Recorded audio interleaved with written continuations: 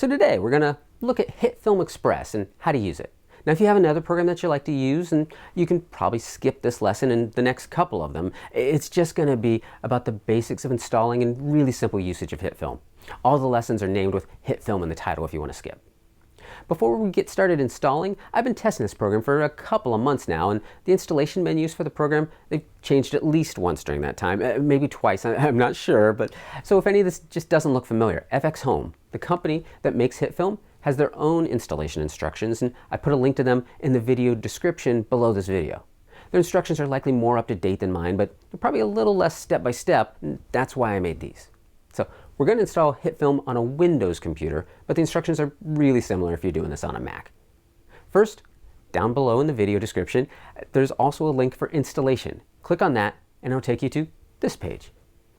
The bottom of the page asks if you want to accept cookies. You don't have to, but it'll make this banner go away if you do. So we're going to click on accept and then select download HitFilm Express. That takes us to a new page where we can change the donation amount using the slider. I'm going to take it to 0. Now, it suggests $19, and if you can, it's worth it to support the people making this program available. It also offers you some additional add-ons to the program if you donate at $9 or even more at that $19 level, but that's up to you, what you can afford. Then click on download. Now the next page is going to ask me to register to be able to use it. I've used this before, so some of my personal information it's already in there, and I blurred that out. But you'll want to put in a display name, which is just a name you want to use if you use their forums. Any name that you use online will work here. Also ask the country, your email address, and a password. You just want to make up a password that you can remember. You'll need it again in a moment. And it also asks your age. I'm 18 and over, and I don't want any special offers, but you can select whatever you want there too. Once you've filled everything in, you can click Send Me the Express Download, and they'll email you a link where you can download the program. It'll probably take a minute or two for the email to get to you. I usually get pretty impatient waiting for this kind of thing, and every time I install the program, I have to remind myself that this is not the fastest server out there. It takes a moment. But once you get the email, it'll come from FX Home. Open it and select Get Your Express Installer, which will take you to a new window with the installation instructions. You want to click on Download Windows Installer. It'll also tell you the version number there, which you don't really need to worry about. Your version number, by the way, is probably different than the one on the screen here, just because you're doing this after I've done it, and they upgrade the program pretty regularly. Tell it to save file. Now I'm using Firefox browser, by the way, so if your menus look a little different, that's fine. Don't worry about that. For me, I can watch the download by clicking this arrow up here, and in Chrome you'd see a tab across the bottom of the screen that'll tell you the progress. Other browsers, they might put it somewhere else.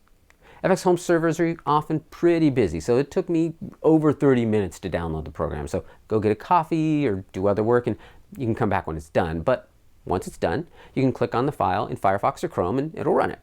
Now Windows will step in here with a menu asking, do you want to run this executable file? That's just protecting your computer, making sure you're not doing something that you don't want to do. Click OK on that. Then it'll start to set up the installation. Hit Next. Read and accept the licensing agreement by checking the box and clicking Next. For the installation, typical is the normal installation, hence the name. Unless you know what the others mean, you should probably just use that one. Click on typical, and then in the next menu, click Install. Windows will probably step in again and ask, do you want to allow this app to make changes to your device? Again, just protecting you. Say yes, and then the installation will begin. Once it's done, a menu asks if you want to start HitFilm Express. I usually do just so that I can check that it worked. Also, we'll still need to activate it. Once HitFilm opens, you'll see this screen. Click Activate and Unlock, and then put in the email and the password that you entered when you registered back on their website. Then click Login. It'll then ask you to restart the program. And for some reason, when you click Restart, it doesn't just restart itself. You need to actually click the window closed and then run the program again. But now that it's activated and ready to go, let's take a look at all the tutorials that are available right within the program. You should also do a search for HitFilm on YouTube and take a look at those as well. Again, the community around this program that's ready to teach you how to use it is pretty remarkable. There's also a user guide that's built right in. And congratulations, you're installed. Now the best way to learn this program is to actually record a quick interview or something that's like an interview, even just you talking to the camera, then record some basic footage to go with it, and then just start playing with it. The next lesson, we'll get into actually editing and having that stuff ready to go. It'll be a big help for you just to be able to follow along.